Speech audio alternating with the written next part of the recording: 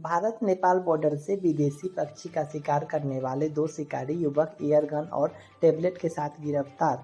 Bairgania Indo Nepal border पर तैनात SSB 20वीं battalion के जवानों ने विदेशी पक्षियों का शिकार कर 8 पक्षी को मारने वाले 2 लोगों को 1 एयर गन 27 एयर टैबलेट सहित गिरफ्तार किया गया है। पुलिस ने दोनों युवक के एक बाइक को भी जब्त किया है।